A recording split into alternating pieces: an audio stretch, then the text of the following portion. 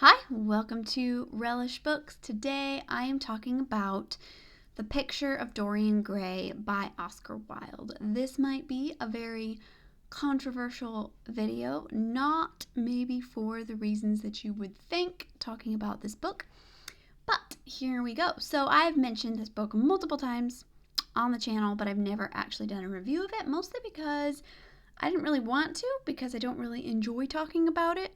Kind of makes me tired, but I've mentioned it enough that I feel like it deserves to have a video of its own where I kind of talk about why I don't like it. So I really believe, and I'm not going to use this word lightly, I really think that Oscar Wilde was a fool. I think he was very smart. I think he was one of those people who, when they pursue knowledge or really any particular path above everything else, when they want to be really, really smart, they become the most foolish. It's kind of like, I feel like this happens to a lot of critics and professors and scientists, people who become, people who are brilliant in their brain and kind of elevate that to a point where they kind of lose all their basic human common sense. And reading The Picture of Dorian Gray, I really kind of feel like that's what's happening with Oscar Wilde. The one interesting thing about the book to me, because I really don't like the book, the one interesting thing that just kind of makes me think is the contradictory factor of it. Reading the book, it feels like it's at war with itself. Whether this is intentional or not, I don't really know. But there's this question like, how many of the ideas that Lord Henry is putting forth, how many of those ideas does Oscar Wilde believe in? Now, normally, I can easily separate a book from an author, and I don't apply a novel to an author's life, but this book feels different. Even though Oscar Wilde says that the greatest sin that like a writer can make, I'm paraphrasing this, but he says that like the greatest sin a writer can make is making his novel an autobiography, making it about himself, and yet I think his personality, whether he wants it to or not, very much comes through in all of his work. And in Dorian Gray, I think the way that Lord Henry talks makes it clear, because of how so much of what he says has nothing to do with the story, and it just sounds like this very fancy, clever sounding writing. If you actually apply common sense to pretty much everything he says, it's really stupid and breaks down immediately because there's no basis for any of it. And again, it contradicts itself constantly because he's always putting out these absolute statements, but he doesn't believe in absolutes, so to speak. So yeah, he constantly contradicts himself, and yet hearing him speak, I could be wrong about this, people might disagree with me, hearing him speak, there's a voice coming through that I really think is the author's voice, because again, so much of what he says doesn't really have anything to do with the book. He's clearly just talking because the author can't help making him talk. He just loves to write these fancy sounding things that have no meaning. And I get the sense that many of these things are ideas that Oscar Wilde at least toyed with. How much he really believed in them, I think, is the question of the book. Because Dorian Gray, the path that he pursues is clearly portrayed to be evil. It refers to it as evil constantly. This idea that he's living his life purely in the pursuit of pleasures of the senses.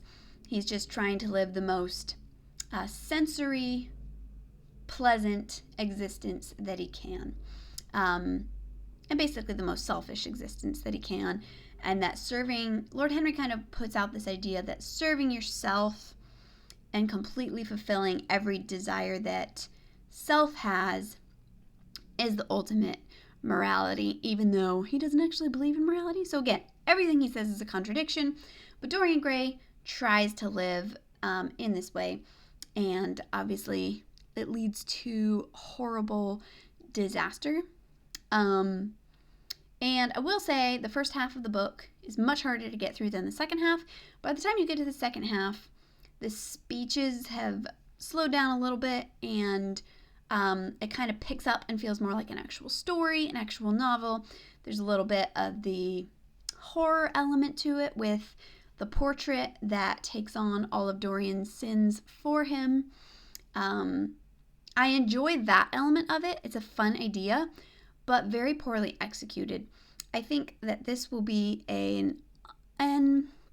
maybe an unusual opinion. I don't really know.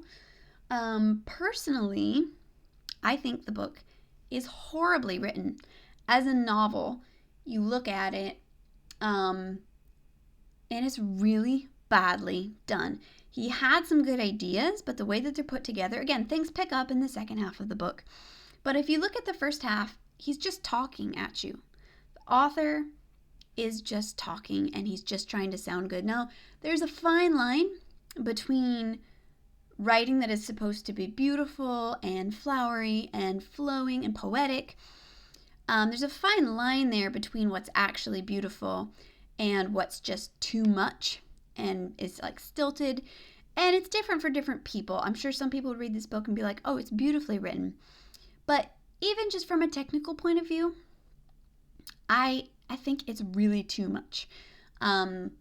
He's so repetitive, and he's so blunt but flowery at the same time. Like, he'll have these blunt sentences about the scent of flowers and about people. One of the big things in the book is that he constantly is over describing Dorian, especially Dorian's beauty, in just kind of a weird way, like constantly over describing him, but not just him, everything. There will just be passages where it's just, the book is just talking at you. The author's just talking. These ideas, these thoughts about the world, about human nature, about these different things that don't fit in the book. Really until the second half, it doesn't feel much like a novel. There's small passages where story happens and then a lot of talking. And if it was like an essay book or something like that, that'd be different, but it's supposed to be a novel. And I just think, from a technical point of view, story, characters, everything that's wrong there aside, I think it's a very poorly written book.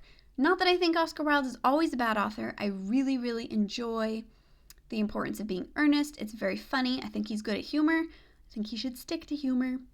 And it has a bit of that dark, bitter edge to it. I think Oscar Wilde was a dark, bitter person. But it works a lot better in humor. So The Importance of Being Earnest, very funny, recommend it. But The Picture of Dorian Gray is honestly really awful. So the question is, like, why is this book a classic when it's poorly written, no likable characters, the horror in it towards the end has the idea of like the portrait has some good elements. A different author would have done it much better. Why is it a classic? I think it caused a big stir at the time that it came out because of the way that people perceived the content. It was a scandal, so to speak, and, scandal sells like nothing else. What's funny about that is that from my perspective, and I could be totally wrong on this, I don't really think that's what Oscar Wilde intended. The whole, the book being a homosexual piece of literature, I don't think that's really what he intended. Certainly there are hints of that, and reading it, you're like, okay, these guys seem like that's where their thoughts are tending in the way that they perceive each other. It definitely seems like that. Maybe some of it is intentional. I think with Basil a little bit. Definitely seems like that. But even if it is, that's definitely not the focus of the book. People make it out to be these days. It's really not. And I really don't know how much of that he intended. Now, I'm not sure because I know that the original version, his editor changed or made him change because he was like, no, the public can't handle that.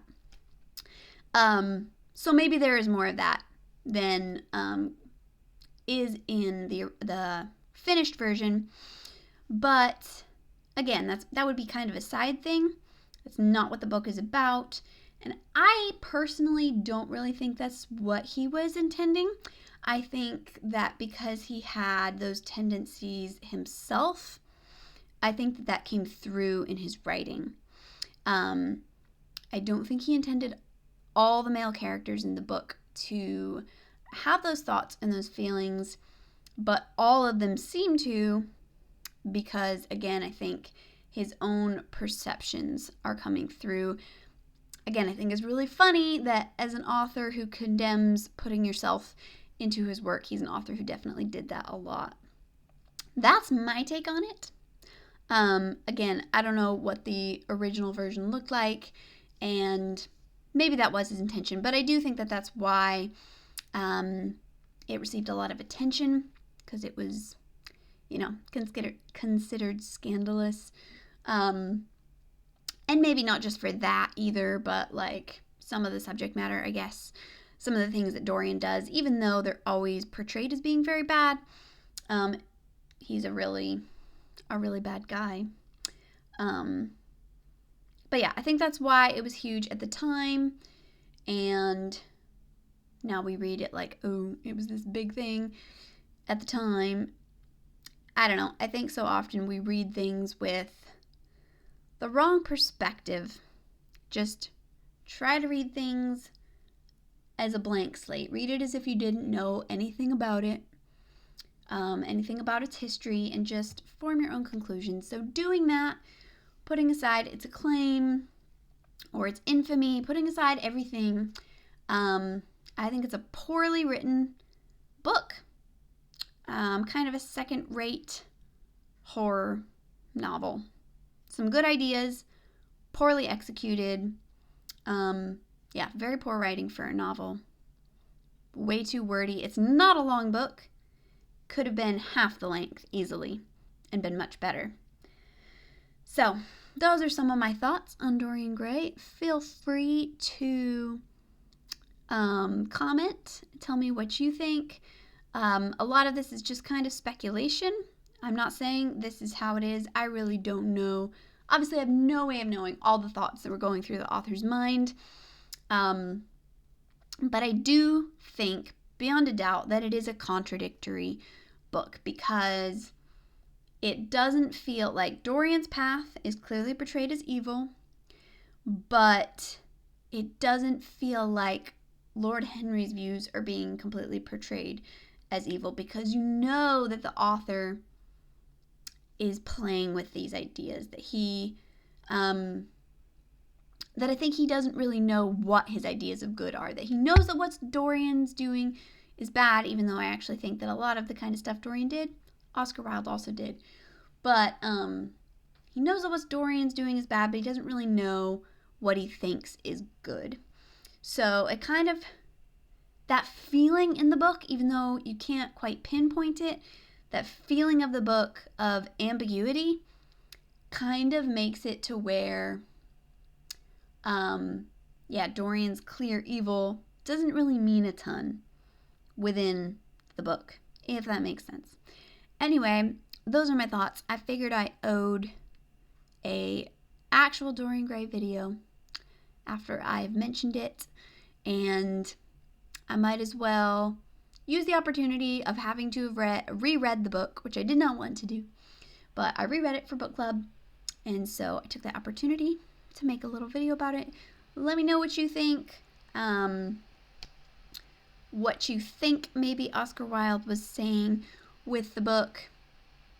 Again, I'll probably disagree, but you're always free to say whatever you want. Thanks so much for watching. I'll see you next time.